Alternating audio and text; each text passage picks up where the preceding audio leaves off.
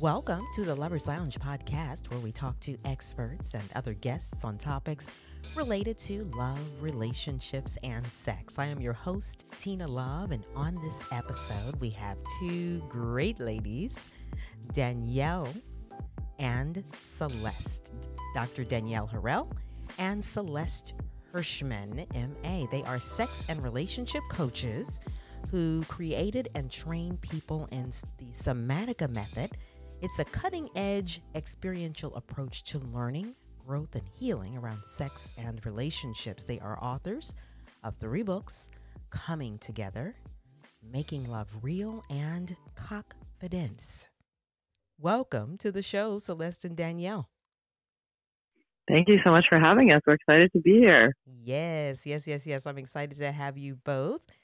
So, ladies, I tell you, I am so excited, and I'll just be real here. I've done a lot of research on you two, and to be quite honest, I had a really hard time narrowing down a topic to discuss with you guys. It was like I would settle on something, and then I'd see something else and go, oh, wait a minute, let's talk about that. Let's talk about that, So you guys are very interesting. You've got videos, all kinds of things, your books. So I want to get into it. I want to talk about your book Coming Together. And I'd like to also talk about making love real a little bit. So, and maybe even talking sexy. I saw a video not long ago on that. So, are y'all ready? Yeah, that's great. I'm excited. All right, great. So now, how did you two come together to work on all of this? You've done amazing work, and you guys have been doing it for 15 years. So how'd you guys get connected together to work on this? Well, Danielle and I met in a training. She was getting her PhD in human sexuality studies, and I had just finished a master's program in a different school. And I came to her school, and we took a training together, and we met. And while Danielle and I are probably two of the most opposite humans on the planet, we completely agree about the best way to help people have the most satisfying sex and relationships. So we teamed up and we started teaching workshops, and then we just realized we had so much juice together that we just created a whole career around it together and created our method. And, at first we were teaching someone else's method, and then we're like, wait, we have something unique to offer. So we created our own experiential sex and relationship coaching method called Somatica. Yeah, it's fantastic. And so just mentioning Somatica, of course, I'd like you to just explain to the audience what Somatica is. And then I'd like to talk about the Institute as well. But what is Somatica? Somatica is an experiential and relational method to help people really find out what they want and share it with their partners. There are lots of ways that people learn what they want, but not many ways that you learn how to share it with your partner in a connected, loving way. Okay, sharing what they want. Okay, and so you actually teach others to deliver the Somatica method as well in the Somatica Institute. So how do you work with your students? Like, what's the training program like to get people ready to be, and would it be sex coaches? Would it be Somatica coaches? How's that? What's the title? Well, the great thing about our training is that it's a mixture of people who are doing the training both for personal growth and for professional development. So some people come because they want to be a sex and relationship coach or a certified Somatica sex and relationship coach.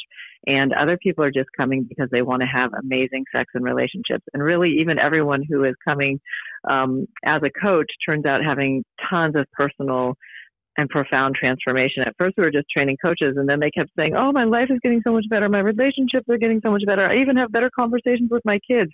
And we thought we should open this up so that people can do it for personal growth as well. So now we not only train coaches, but people come through the training themselves. And we train the coaches also to work with people in one-on-one or couple sessions to have the most fulfilling erotic and emotional connections possible. Yeah. I think I was listening to you guys talk to, I think Sex with Emily. I think it was Emily. And so Emily took your class. Is that correct? Or she did some training? Yeah, Emily definitely came to take a class as well. Yeah. Yeah, she seemed like she really enjoyed it. And she started talking about sort of an experience where she said, she had an experience where you guys were doing an exercise, and she said you asked that they look in each other's eyes, and she's like, "Oh my God, where's the door?"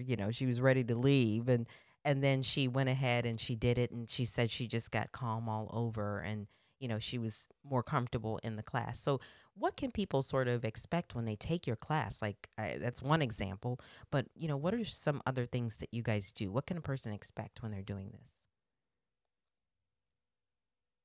So we really cover a variety of topics that are very essential to what does it mean to be in relationship in the world, like with other people.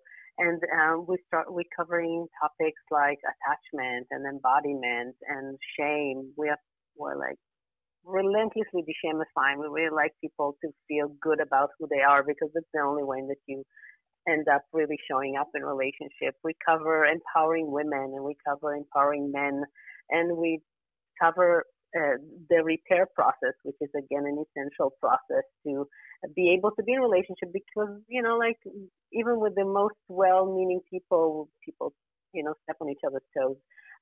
So we teach really essential tools in what does it mean to be in a relationship, and we do it experientially. That means that you as you take the training, you see demos.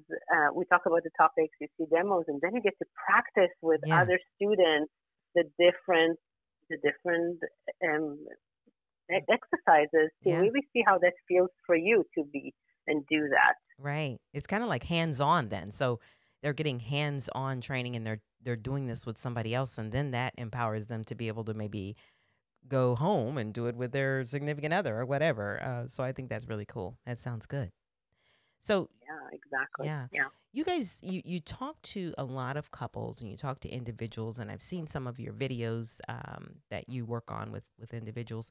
What tends to bring couples or individuals into your practice? Like, what are some of the issues that they're trying to get help from you about? Yeah, I think in like the sex negative world that we live in, there's so many different issues that can come up around sexuality. Like Danielle was saying, just having shame about what it is that turns you on, not feeling like it's okay, not being able to talk about it or ask things from your partner that you really, really want deep down inside. It can be like low desire. You just feel like you don't have any libido anymore, or you're in a sexless marriage. And then everything, from like erectile dysfunction, just sort of like those kinds of things. And then people who are having big fights in their relationship and want to have more emotional connection or be able to freely express their feelings to one another. All of those things might bring people in through our doors. Yeah, and why do you think, I know that you've talked about sexless marriage, and I hear that so often, especially on the show when I bring individuals on to talk. But in your perspective, with you two, what do you find is some of the most common reasons that, marriages start out and we're just all over each other, right? We just can't get enough of each other. And then things happen, like, and it changes, and it's suddenly a sexless marriage. So, in your eyes, what tends to happen? Why is that? Yeah. So what we see again and again with couples that come to us and with people that we talk with is that at the beginning we're very much fueled with hormones and excitement and the honeymoon phase and people kind of like all over each other because it's so wonderful and new and just this hormonal wash is enough for us to be able to sustain sex in an exciting way. And then people settle with each other and a lot of things come into play, but if you don't keep developing the conversation around sex and you don't keep developing what is it that turns you on, Mm-hmm. those hormones wash off, and then you are like there naked trying to kind of Right, so you right, don't have right. the you don't have the same lubrication, so you're trying to like recreate the excitement when you need to develop a new conversation, and this conversation is about what is it that really turns you on because now hormones are not enough Yeah, yeah. and you need to really see what's the next level, how you tap into someone's soul and psychological turn on in order to be able to create good, hot sex Yes, and again. yes, yes, listeners. So we are talking to two ladies that I tell you, I've seen their videos, I've read some of the books, and I'll tell you what, they have some answers for us today. So I'm really glad to have you guys on. We're going to dive into, you've written Coming Together, Making Love Real, and Confidence. And you address a lot of the issues that you talked about, like low desire and all of that in your books. And in fact, you have exercises that you recommend for couples to work through in the book. So I've had a chance to read some of it. And I just would like for you, first of all, to just share coming together, basically in a nutshell. What is that book about? What should listeners expect if they go out and purchase this book, Coming Together? I think it's about two main things. One, just really getting a personal, individual handle on who you are as an erotic being. Like, what is your sexual psyche made up of? What are your deepest turn-ons? What do you want to feel during sex? Why do you want to feel those things? And how can you get them met in your sexual life? Yeah. And then the other part of it is about sexual compatibility, because a lot of people like, oh, we're just not sexually compatible. And they kind of give up. They feel like sex is just supposed to be spontaneous. You're not supposed to ask for what you want. But, if people are dedicated to being in long-term relationships, actually it is possible to increase compatibility by being really honest and open about what it is that you want and sharing these like core desires that you have and the hottest sexual movies that you want to play out with each other, and then seeing like, do you want to guest star in somebody's movie? Is that beyond your boundaries? Like, can you bridge the movies? Do you have to take turns? One night is your movie, or the first hour is your movie, and the second night is my movie, or the second hour is your movie, right? So, and that there's ways to do that are really actually creative and fun and interesting, and that really deepen intimacy. Yes. So we're going to get into this conversation more. Understanding what a person wants to feel during sex. And it's an interesting question. Do you find that, people don't generally take the time to really ponder that until they're met with the question like I was in your book? And why is that question so important? Yeah, this question is super important, and you said something really, really wise and smart, and observant. Because most people talk about positions, and most people talk about, I like to do this in bed, and they mean the position that they mean to have in bed. Right. But and that's kind of very limited, and people don't talk about the experience they want to have in bed. And I always talk about the why bother, like why bother taking your clothes off, or why bother having sex with someone. It's complicated to involve someone in your life, in your sexual experience. And then if you don't get this feeling that you want to feel, that's not worth it. That's my simple. Right.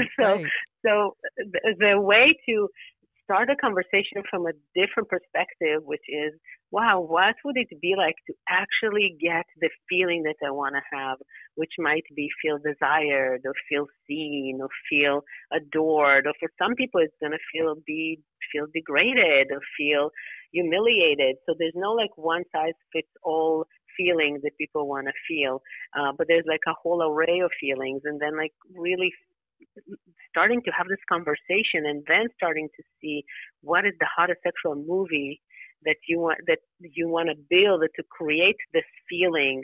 That's our unique templates, and that's what is it that's like really worth it to have a sexual experience. Oh yeah. Okay, so now what we're wanting to feel, and you've mentioned some things: desired, degraded, powerful. I know there's some others like feeling ravished or shame or feeling special or whatever. So these come from where? Is it their inner child, something back in their childhood? Like, how do we get to how we want to feel? Are these examples of feelings that we want to get during sex?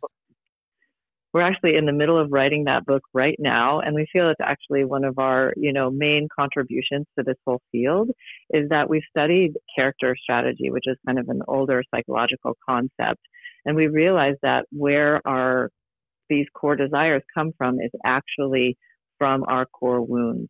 That, as young people, there are things that happen that are wonderful in our lives and pieces that are really missing for us, like that we don't get met. And often, as a way to sort of deal with those feelings, we begin to fantasize, and eventually maybe we're fantasizing about one of those feelings getting met, and then we start masturbating along with that fantasy, and this begins to shape our erotic imagination. And so we really help people, if they want to like understand, you can just you can just be like, this is what I want to feel, and I celebrate it. But some people really want to know, like, well, why do I feel this way, and where did this come from? Okay. And so, we're in the process of kind of writing that book about character and how and where these core desires came from, and how they can be so healing if you understand that if they come from our core wounds, then when we get those desires met, it's actually this amazing, like Danielle was saying, kind of like soul level healing, that helps us feel better about ourselves and lower shame and feel celebratory. It's like, because I got my deepest need met. Yeah. And that's profound, right? To get It your is. deepest need met. And you can actually ask for somebody to help you do that in an erotic experience. Yeah, it's really interesting to hear you talk about how, that inner child or those things that we've experienced maybe in childhood has a connection to our core desires. And I guess what I'm hearing from you too is that, you can go deep and you can kind of look deeper into why and that connection, or you can just kind of keep it surface. Because I would think there's probably people out there that just don't want to, for whatever reason, go back or really start to think about that. Do you find that? Do you find that people just don't want to do that Oh, work? They don't want to really go back there, and maybe why?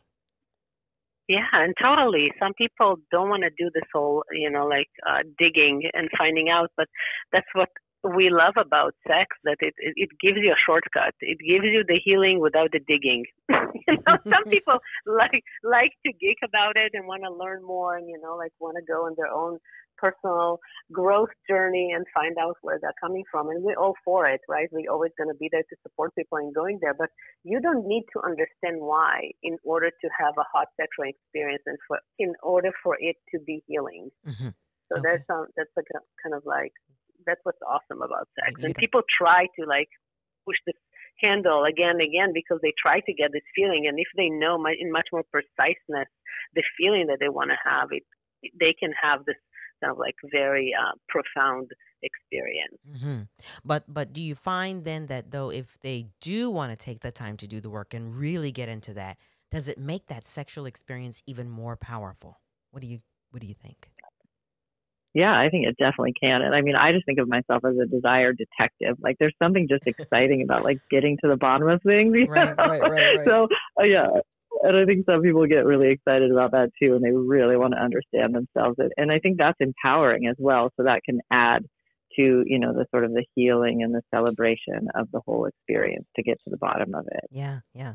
As I was reading and just looking at it, you started asking the questions of getting to that core desire or identifying your fantasies. So, can you just you mentioned core desires and everything. Can you talk about what it means, the core desire, and also fantasies, and how then next thing I want to do is kind of talk about how can we get to that? How can we really get to what our fantasies are? Yeah, the core desire is just in a really simple way. The core desire is what you want to feel Okay. during sex. And then the fantasies are things that like are our fastest route to them, right? Because we don't have to negotiate a fantasy with anyone else. So we get to just go to like our hottest experience in our heads. Maybe it's an experience we've had, maybe it's an experience we want to have, maybe it's something that we don't want to happen to us or anybody else, but it's the thing that turns us on the most that we can just run in our head. And so a fantasy is a really great way to sort of figure out what your core desire is. Because if you go into your fantasy and you're like, okay, that really, really turns me on, and here's the moment that I get most turned on, this is the one that's going to make me orgasm. What is it that I'm feeling right at that moment? Or what is it that people in my fantasy are feeling? Like, what's happening there? That those can be big hints into what your core desire is. Either your hottest sexual experiences or the fantasies that you run will help you dial down. And learning what your core desires are it's a process, right? It's not Yeah. just like, oh, you do one visualization and boom, you know everything about it. I feel like I've just continued to learn more and more, and it's transformed in different ways. Like, there was parts of it that were much more powerful for me earlier on that have shifted now and are less powerful, with other parts being more powerful. So there is also like transformation that happens even within the core desires as you're experiencing and experimenting with your erotic partners. Yeah, yeah. Do you find that people may be a bit embarrassed when you're talking about what you're thinking in your head? And do you find that maybe sometimes people are embarrassed or can't even really put the words to what they're thinking in their head. Uh, does that tend to come up? So I didn't fully understand you asking like if people feel embarrassed with About their what's happening. fantasy. So if they have a So yeah, fantasy, yeah, if they have a fantasy or they yeah. have something in their head, but first off, maybe they don't know how to explain it or say what their fantasy is, or they may be embarrassed that if they really say what their fantasy is, that someone else, this other person that they're trying to explain this to, is maybe going to be turned off, or maybe they themselves will be embarrassed because of their fantasy. Does that tend to happen? Yeah, oh yeah, totally. There's a lot of what we work with is people feeling really uncomfortable about their desires. And one of the things that we wanted to create in this book is give people a menu of different desires. And we did not cover everything, but there's a lot of examples, and Yes. we try to go to different kinds of examples to help normalize people's desires, because there's nothing, like a lot of what we talk about is there's like our desires, they're just not natural and normal, even if we are, many times we don't feel like they are because they're not being represented in main culture as normal desires. But part of the part of the beauty of either like working with a Somatica coach or taking the training or reading the books or the YouTube channel, whatever it is that we are really trying to de-shamify people's desires and normalize them and make them feel like, oh my God, I'm not the only one who's having this experience. Yeah. So And this experience is hot, and there's always someone who's going to be able to meet me and be excited about my desires. Oh yes. Okay, so now you have some examples of fantasies. Just in case somebody's listening right now and they're like, "Well, I don't know. What do you mean? Like how do what do they mean by fantasy?" Can you give some examples of fantasies that people tend to have or have had? I mean, I know mine personally is most recently is a lot about like somebody feeling like, oh, I'm the most incredible or amazing, or they're so lucky to be with me. I really want to feel special and like the best, like, oh, I've never had sex like this before in my life, and you blow my mind, those kinds of words, looking at me with that kind of awe or touching me with that kind of awe, Mhm. are things that really, that's a fantasy of mine that's really exciting. All right. What about you, Danielle? Yes. So again, I can share mine as well. Like for me, it's really about feeling like, first I want to say I'm super selfish in the bedroom. The reason I'm saying it because people feel very bad about being selfish in the Uh-huh, bedroom, and uh-huh, I just uh-huh. like working to out myself in that way, and also to give people permission if that's something that really turns them on. So I really like to be the center of the experience, and I like to hear how like my desire, my greediness is a turn on to my partner, and how much, like they are delighted in my turn on and my sexual release. So that's what turns me on. Ah, all right. Now, you have to try and get couples to have this conversation, to start to communicate, what turns them on, what their core desire is, what their fantasy is. And what's your best suggestion for couples that are listening right now, or people like, I don't even know how I would even breach this conversation with my guy or with my girl. So, what are your Yeah, suggestions? Yeah, Celeste. we really try, we lay it out also in both Making Love Real and in Coming Together, because we want people to have a good little manual. Yeah. But the most important thing is that everybody feels like they're they're like, okay, I get to find something amazing and intimate about my partner. And just them sharing it with me and me celebrating that they have this beautiful desire is going to totally deepen my intimacy. And at the same time, I'm completely allowed to have my boundaries. So just because I hear somebody's desire doesn't mean it's my job to meet them. Because I think a lot of judgment and shaming comes when one person says their desire and the other person's like, heck no, I'm not going to, that's not happening in this Right, relationship. right, And right. then instead of saying like, that's my boundary or I'm scared, they say, oh, that's terrible. What's wrong with you? That you have this fantasy. And so in order for there to be like this deep acceptance and love, which I think is such a huge part of intimacy, is to say like, I'm going to celebrate your core desires, whatever they are. And then we're going to see what's comfortable for both of us in terms of how we get those core desires met, right? Like some people, like they want to have like a group sex experience, and they want everyone in the group sex experience to be like worshiping them or loving them or, you know, telling them what to do or something like that. And their partner's like, whoa, whoa, whoa, I'm not having any group sex Right, experiences. right. Maybe their partner's for it, but maybe not. And if they're not, they don't have to go, well, oh, you want everybody and what's wrong with you, right? They could just say, oh my God, that's so beautiful. Let's take some time out and like fantasize, and we'll just imagine that the room is full of all these people who are doing these things to you, right? Like that could be an amazing way to share that fantasy without crossing the person's boundary. I see. Or, you know, hey, I'm willing to, you know, check this out with one other person in a very light way, like making out, but that's as far as I'm willing to go.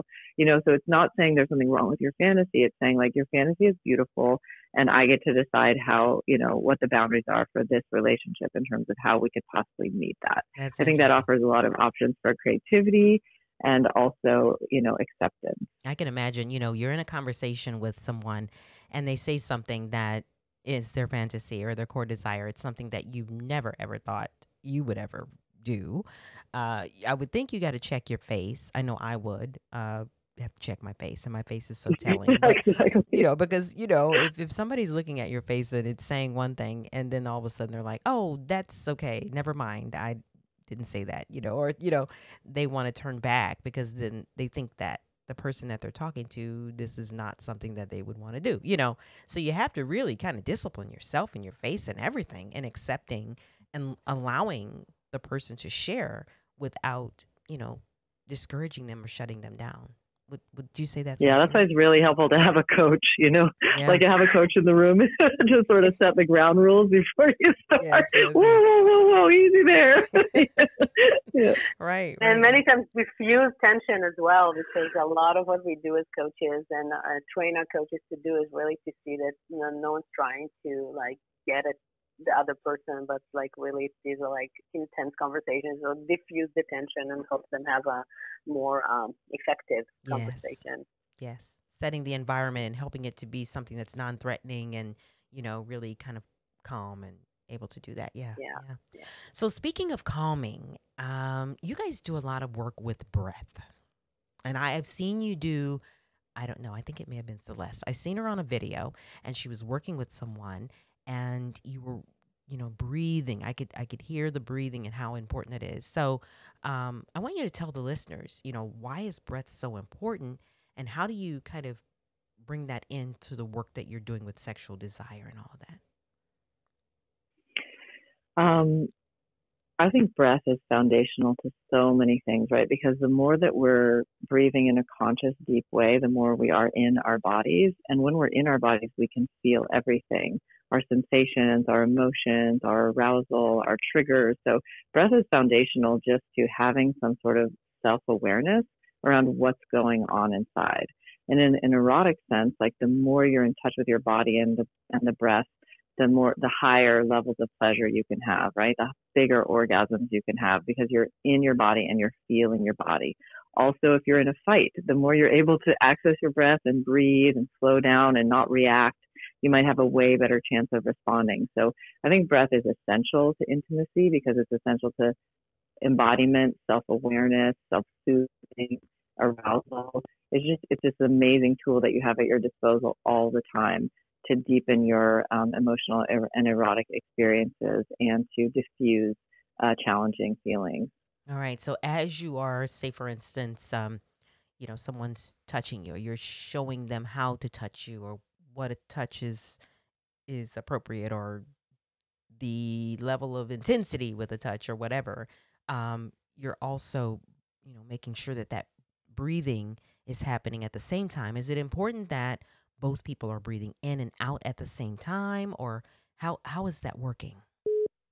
No, you Yeah, don't have to be breathing. Oh, go ahead.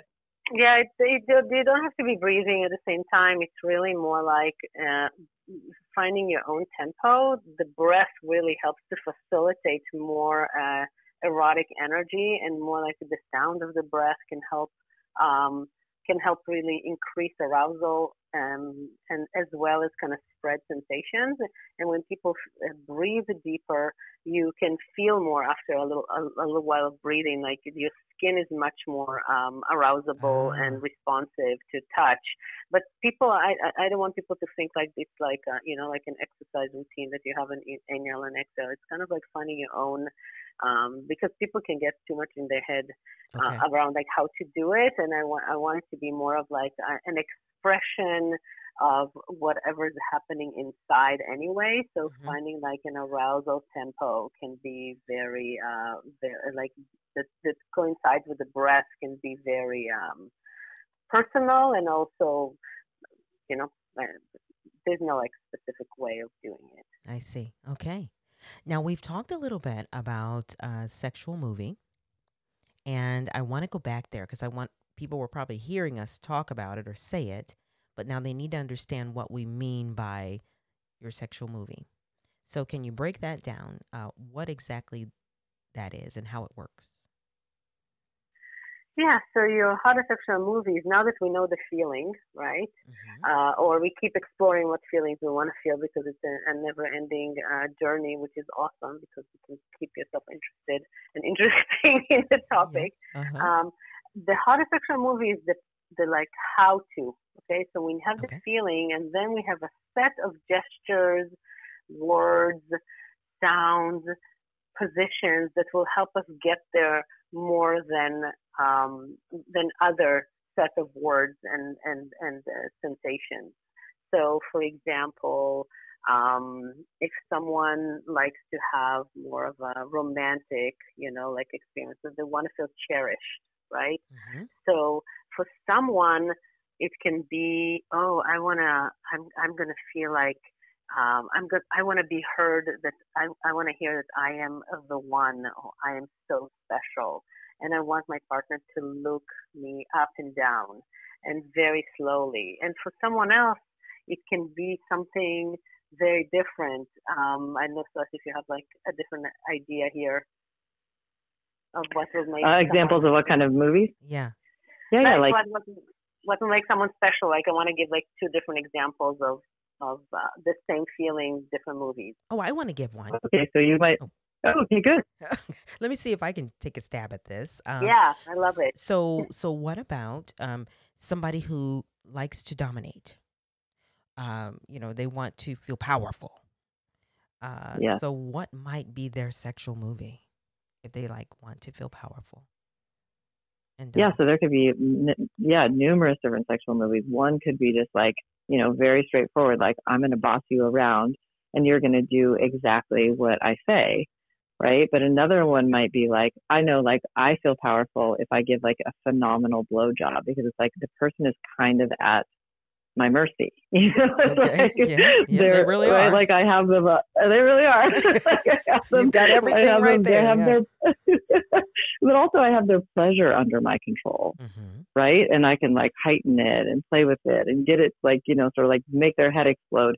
So to me, that feels really powerful. And other people might feel like you could give a blowjob and also feel like that's like you could get really turned on by feeling like degraded or used or taken or something. So it's like the same act can also give completely different and have completely different emotional tenor to it, right? Mm-hmm. So there's you could feel powerful, you could feel powerless in that same experience. It's kind of like how you're doing it, what's going on through your mind as it's happening, how you're playing it out with your partner. Um, yeah, so that's why we really sort of say like it's not necessarily an act; it's like what they make you feel. What they make you feel. Okay. All right.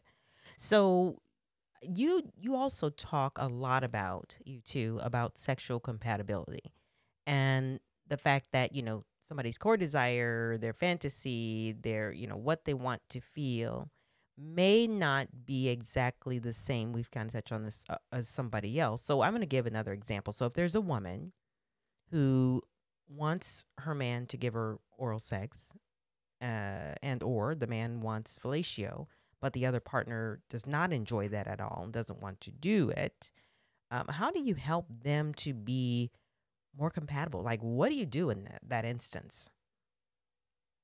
How are you going to work that one Yeah, I out? would. I mean, I might. No, I know. And I mean, it happens, and we really want to help people like not do things that they don't want to do or that actually like gross them out. Like I feel like if somebody wants to do something that's kind of neutral in their system as a gift to their partner, that's fine. But if something actually like grosses the person out, then that's going to turn them off to sex in the long term with that person. So it's really important not to go beyond those boundaries. Mm-hmm. But maybe there's a way to figure it out so that it can be pleasurable, or maybe you're doing like something more, light that kind of hints towards that, but not actually going all the way. Or like, maybe somebody would want to go down on a woman, but want her to wear her panties, or, I'm going to go down on a man, but I don't want him to ejaculate in my mouth. Some people do, some people don't, so it's more like negotiating. Or I could just tell you, like a really amazing story while you fantasize about that happening. And, I can give you a hand job or something like that. Like you do need to be creative and to be able to make space for disappointment and using alternative routes to get there. So, that's the thing about these long-term relationships. They're a negotiation, and turns out nobody's 100% of what another person wants. Right, unfortunately, yeah. But also to help them really talk to each other about why they want the act, or what is about the act that makes them feel what they want to feel, is also super helpful, because Mm-hmm. if they know what is it that they want to feel, they can find either alternatives that's going to make this feeling happen, or they will say like, oh my God, I didn't know that that's what it makes you feel. I didn't know that me giving you a blowjob makes you feel like so welcomed. I Mm-hmm. felt all degraded by it, So it helps people kind of straighten the feelings that they have and communicate about the feelings that specific acts they make them feel, and then they're more likely to either do it or more enthusiastic of finding alternatives that will do the emotional, cover the emotional need. Yeah, it's interesting that you should say that, Danielle, because I did an earlier episode, much earlier in doing this show, and I was talking to Dr. Adam Matthews, I believe that was his name, and he talked about fellatio and why it was so important for men. And it was interesting because most women probably think that men they just want to do it, right? They just want to get off, right? But Adam really broke it down as to, why is that so important to a man? And it was very, very interesting. And I would think that once you understand why it is so very important for the man that you do this, then, like you're saying, Celeste, it kind of changes, or Danielle, both of you, it sort of changes, your thoughts around it. Maybe it makes you kind of understand, and maybe you're willing to try because you know how important it is to that person and how it makes them feel. It can, or it might not. And I always want to put that out there that Yeah, it might yeah, not, yeah. because, right, because we can't have this pressure built in, like, yeah, ultimately you're going to do what your partner wants to Right. do because they've explained it to you properly. But that isn't always how it happens. And I Yeah. think, like I don't want to be fairy tale-ish about it. One Sure. of the challenges of monogamy is that you have only one person who's supposed to give you all of these things, and they might not want to. One of the challenges of open relationship is that you might have jealousy or fear if somebody's with someone else. But I think it's really important to see that there are different challenges to different relationship structures, Mm-hmm. and that sometimes in monogamy you might have to deal with some disappointment if it turns out that no matter how lovely you explain this desire that you have, your partner's still like, nope, Mm-mm. Yeah, I'm not going to right. do that. Not gonna be able to do it. And Yeah. I mean, exactly. And if you can say, no, I'm not going to be able to do it, but it is beautiful what you want, that's really different than shaming somebody for it. And Yeah. we're definitely at least shooting for that. Yeah. And then, like you said earlier, if you get to some kind of negotiation, maybe meeting the person halfway, maybe I'm not going to do this, but maybe I can do this, or something like that. Yeah. Exactly. Yeah. All right. So now I want to switch gears a little bit to your book, Making Love Real. So we've talked a little bit about coming together and you shared what that's about. So can you tell the audience before we get into Making Love Real what we can expect from this book? Yeah, so Making Love Real is really about this emotional journey that people take in long-term relationship, we cover a lot about the relationship, the relational aspect, about understanding people's feelings and how to hold each other's feelings, and how to understand tantrums or triggers, and how to know what a trigger is, and start to communicate around that in a way that's more conducive and helpful to the relationship, as opposed to, like, like how in movies you see, oh my God, they said that. That's when they're triggered. That's probably what they mean. And we say, no, no. If they said it when they're triggered, they probably did not mean it at all. Mm-hmm. So we try to help people navigate the relationship realm around feelings, as well as understanding, like disappointment and what happens when you don't get what you want, and how to work through disappointment. And then we also talk about sexuality, because that's one of the ways that people get disappointed. Yeah. One of the most enlightening things I found in the book Making Love Real was talking about how we actually are attracted to, or how we choose people that we decide to date or get in relationship with, and the connection with their parents and their inner child with the selection of that person, or how you kind of relate to that person. Can you, either of you, explain that phenomenon and how that works? Yeah, I think a lot of times people choose what feels familiar to them.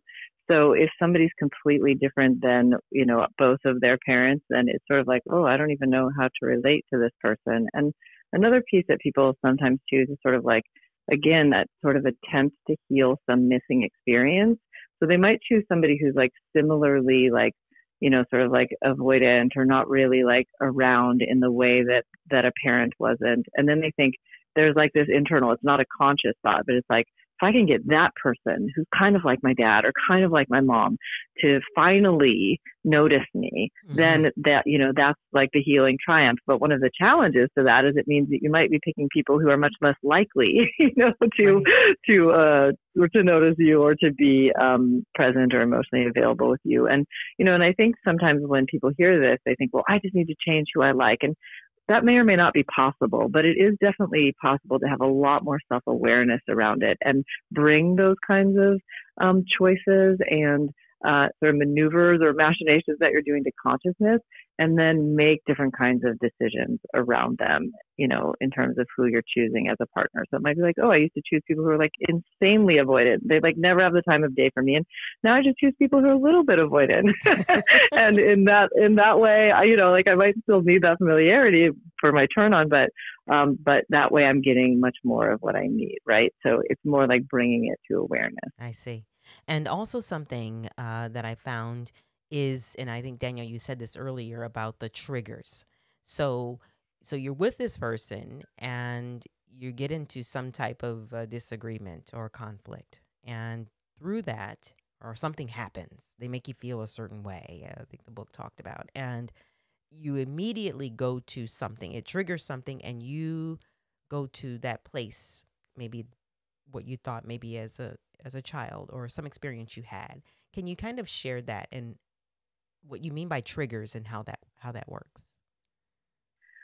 Yeah, so triggers are those exact, you describe it so well, like exactly those moments that someone says something or something happens and it hits in you this, this place that was many times hurt uh, growing up, and it just like resembles the same experience, or it doesn't even have to resemble, it just like wakes up the same feeling that's Mm-hmm. an old feeling.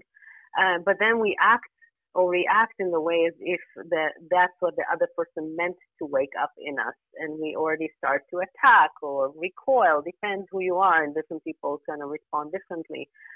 So those triggers, the more we learn, and we do it a lot in our training, we talk a lot about mapping our triggers and understanding them and knowing who we are in the Somatica core training, and really kind of seeing, learning the embodied experience of when we are triggered, because some people don't even know they're triggered, they just Yeah. like react.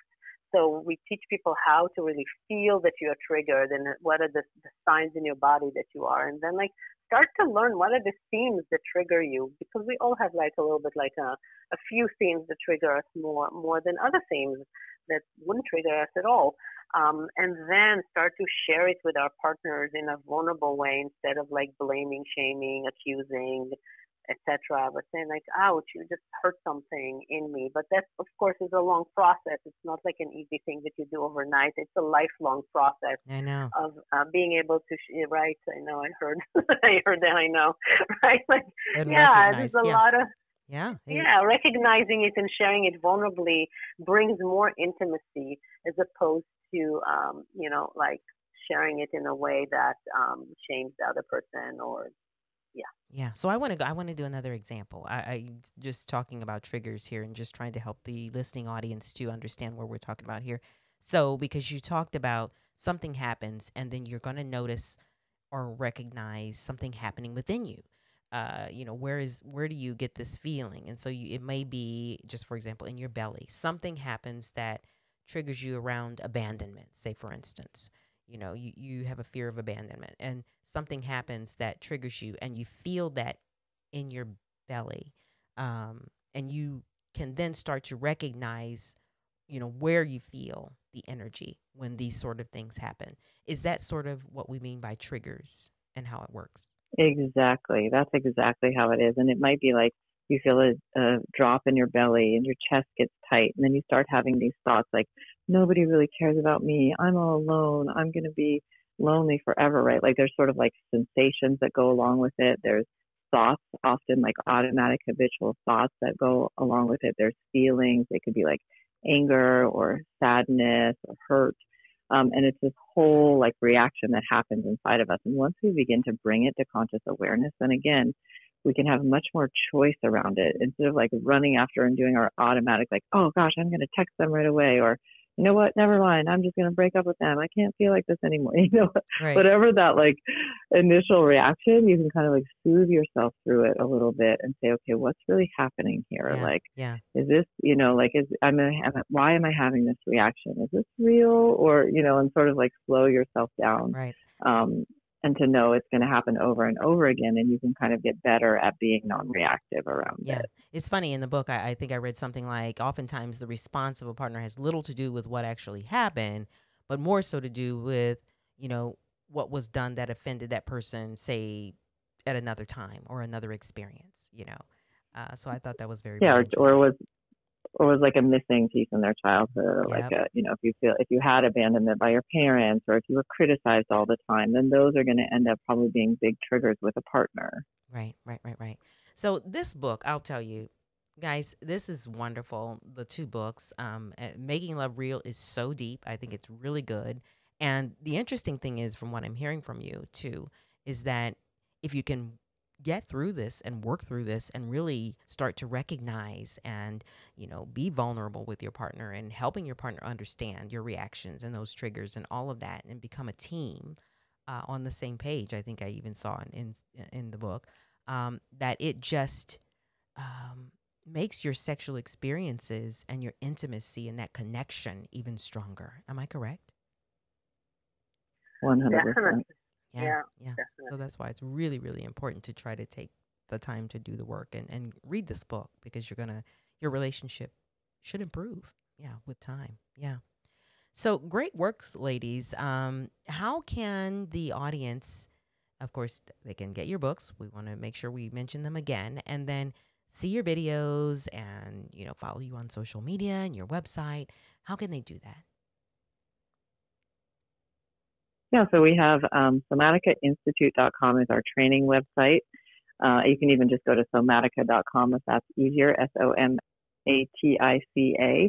And people can take the training to become a sex and relationship coach or to do it just for personal growth, to learn all of these things so that they can have more choice and hotness in their life, more emotional choice, more intimacy, more erotic awareness.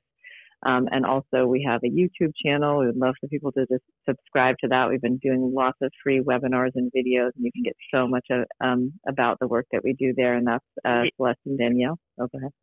Yep, that's Celeste and Danielle. Yes, and I tell you what, those videos, ladies, they are hot. Listening audience, you got to look because I'm telling you, Danielle and Celeste break it down. You talk about G-spot stimulation and all of this stuff. I tell you, my head was blown when I was looking at all those videos, I tell you. So you'll want to make sure you check it out. Thank We also you. have a fabulous workshop for couples and people who want to work with couples. Mm-hmm. It's very unique because you get to actually, as a couple, it's starting in 2 weeks, so it's now or a long time from now. Yeah. Wow. Okay. As couples can take the whole training and really learn all those things that we talked about here in relationship, both the emotional parts and the sexual parts, on how to connect together better and have this toolkit to use um, for themselves. Yeah. I think one of your latest videos that you brought out was talking sexy. And wow, Mm. you want to check that one out too. So thanks a lot, ladies, for being on the show. This was fantastic. Thank you so much for having us. All right. It's been pure pleasure. Thank you. Yes.